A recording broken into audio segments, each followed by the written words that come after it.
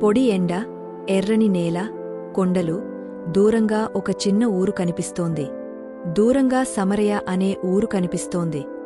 యేసు చాలాసేపు నడిచిన తర్వాత అక్కడికి చేరుకున్నాడు. యేసుక్రీస్తు వారికి దాహం వేసింది. అతని శిష్యులు ఆహారం తెచ్చేందుకు ఊరిలోనికి వెళ్ళిపోయారు. ఇప్పుడు ఆయన ఒక్కడే బావి దగ్గర మిగిలిపోయాడు. యేసు యాకోబు బావి దగ్గర ఒక చెట్టు నీడలో కూర్చున్నాడు. ఎండ గట్టిగా ఉంది. సమయమది మధ్యాహ్నం. ఎండ మండిపోతోంది. యేసు సమరయ ఊరిలోని పురాతనమైన యాకోబు బావి దగ్గర కూర్చున్నాడు. ఆయన కొన్ని నీరు కోసం ఎదురుచూస్తున్నాడు. ఒక సమరయ స్త్రీ నీటికుండ పట్టుకుని బావి దగ్గరకు వస్తోంది. ఆ సమరయ స్త్రీ తన రోజువారీ పనిలో భాగంగా నీటిని తెచ్చుకోవడానికి బావి వద్దకు వచ్చింది. కాని అక్కడ ఒక యూదుడు కూర్చుని ఉండటం ఆమెను ఆశ్చర్యపరిచింది. యూదులు, సమరయ ప్రజలు సహజంగా మాట్లాడకపోవడం ఆమెకు తెలుసు. అయినా ఆ వ్యక్తి ఆమెను చూస్తూ మృదువుగా ఇలా అడిగాడు. యేసు స్త్రీని చూస్తూ ప్రేమతో, దయచేసి నాకు కొంచెం నీళ్లు ఇవ్వండి అని అడిగాడు.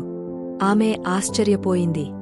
అప్పుడు ఆ సమరయ స్త్రీ, మీరు యూదుడిగా ఉండి నా దగ్గర నీళ్లు అడుగుతారా అని ప్రశ్నించింది. అప్పుడు యేసు ఆమెకు ఒక గొప్ప రహస్యం తెలియజేశాడు.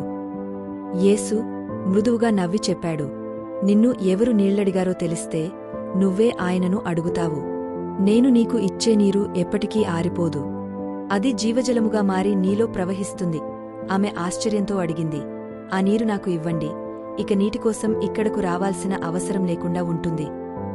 యేసు ఆమెను చూసి మృదువుగా అన్నాడు, నీవు 5 భర్తలను కలిగి ఉన్నావు. ఇప్పుడున్నవాడు కూడా నీ భర్త కాదు. ఆమె ఒక్కసారిగా ఉలిక్కిపడింది. అయ్యో, మీరు ఒక ప్రవక్తవే అని అనుకుంది. ఇప్పుడు ఆమె ముందున్న వ్యక్తి ఎవరో తెలుసుకోవాలని తపనపడింది. ఆమె తన కుండను వదిలేసి ఊరిలోకి పరుగెత్తి వెళ్తోంది. ఆమె ఎంతో ఆనందంగా, ఆశ్చర్యంగా ఊరిలోకి వెళ్ళిపోయి ఆమె అందరికీ చెప్పింది, ఈయన నా గతాన్ని అంతా చెప్పాడు. ఈయన నిజంగా మెస్సయ్య అయి ఉండాలి అని ఊరి జనాన్ని పిలిచింది. ఊరి ప్రజలంతా యేసును చూడడానికి వచ్చారు. ఆ ఊరి ప్రజలు యేసు మాటలను స్వయంగా విన్నారు. ఆయనతో 2 రోజులు గడిపారు.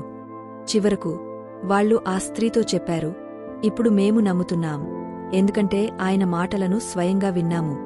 ఈయన నిజంగా ప్రపంచానికి రక్షకుడు. యేసు అందరి పట్ల ఆయన తన ప్రేమను చూపించాడు. సమరయ స్త్రీ జీవితాన్ని మార్చినట్లే ఆయన మాటలు మన జీవితాలను కూడా మార్చగలవు. ఆయన ఇచ్చే జీవజలము మనం ఎప్పటికీ దాహం లేకుండా చేస్తుంది. నిత్య జీవానికి నడిపిస్తుంది.